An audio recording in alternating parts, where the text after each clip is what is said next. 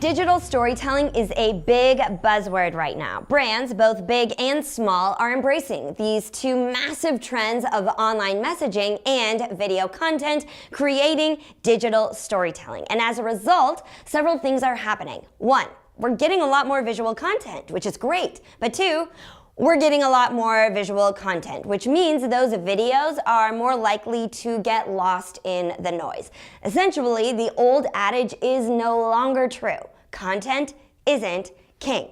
Content, just regular old content, is like contestants on the first night of The Bachelor, right? There's a ton of them. They all kind of resemble each other. They're all named Lauren. You may not watch the show, but regardless, it's not enough for your content to simply look beautiful in a proverbial gown. It needs something else to stand out. Engaging content is now king. And it seems obvious, right? Like, make good stuff. But if you watched the 2018 Super Bowl like I did, and for the very first time found yourself more excited about the actual game than the commercials because, oh my gosh, they were so boring, it's clear that even the biggest brands with the most money are struggling. So, how can you, regardless if you have $5 million in your budget or you need to use your brother-in-law to edit your video content together, how can you up your content game? Obviously, I'm going to say storytelling, but more specifically, there is one simple shift you should focus on making that will make all the difference. For more compelling video content, take any current or future script and ask yourself, what is the feeling? What is the feeling this feature creates? What is the feeling this information evokes? When someone uses your product or service in the way it's intended, what do they feel? Once you've identified the feeling, build a story around it.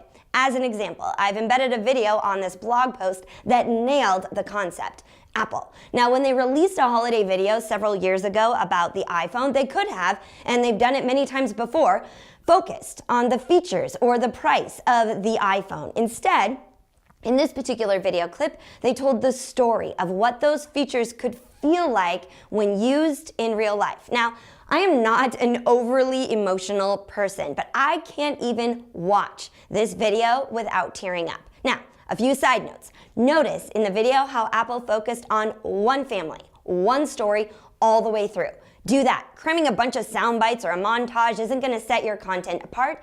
And second, don't just do it at the holidays. Tell great stories in your videos all year round. But do take your holiday decorations down because you don't want to be that guy.